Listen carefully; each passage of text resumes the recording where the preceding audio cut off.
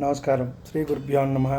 శ్రీమాత్రే నమః. నేను మీ Phani Bhaskar, Dilsukhnagar, Hyderabad. Welcome to Pasumarthi astrology centre. Please do subscribe my channel for more videos. ఈ వీడియోలో మనం షష్టగ్రహ కూటమి గురించి తెలుసుకునే ప్రయత్నం చేద్దాం. ముఖ్యంగా 6 గ్రహాలు మనకి మీనరాశిలో మార్చి 29వ తారీఖు రావటం అనేది జరుగుతోంది. వరుసగా రాహువు, రవి, చంద్రుడు, శుక్రుడు, బుధుడు, శని కూడా మారి అక్కడికి వెళ్తున్నారు, కుంభం నుంచి మీనంలోకి. కాబట్టి ముఖ్యంగా మేషరాశి వారికి షష్టగ్రహ కూటమి వల్ల ఎటువంటి ఫలితాలు ఉంటాయి అనేది మనం తెలుసుకునే ప్రయత్నం చేద్దాం. ముఖ్యంగా మేషరాశి వారికి వ్యయంలో జరుగుతుండటం వల్ల కొంత ఖర్చులు అధికమనే మనం చెప్పవచ్చు. ధనానికైతే లోటు ఉండదు, ఎంత వస్తే అంత ఖర్చు అవుతూ ఉంటుంది. ఇక్కడ అన్నదమ్ముల మధ్య కొంత గొడవలు వచ్చే అవకాశం ఉంది, ఆరోగ్య సమస్యలు అనేవి వస్తుంది. అలాగే భార్యాభర్తల మధ్య కూడా కొంత మనస్పర్ధలు వచ్చే అవకాశం అనేది ఉన్నది.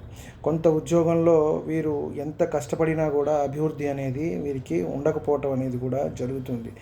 వాహన ప్రయాణాలు చేసేటప్పుడు కొంత జాగ్రత్త అనేది అవసరము. అలాగే ఏలినాటి శని అనేది ప్రారంభమవుతోంది కాబట్టి కొంత జాగ్రత్తగా ఉండమని చెప్పదగ్గ సూచన. అలాగే ముఖ్యంగా రవి చంద్ర దశలు నడిచే వారికి మాత్రం చాలా బాగుంటుంది. అలాగే పుణ్యక్షేత్రాలు దర్శిస్తారు.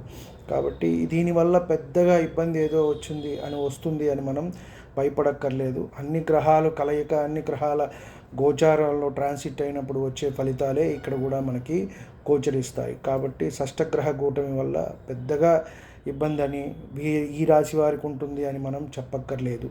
ఇది ఏంటంటే ముఖ్యంగా దేశకాలమాన పరిస్థితుల మీద ఎక్కువగా ఆధారపడి ఉంటుంది.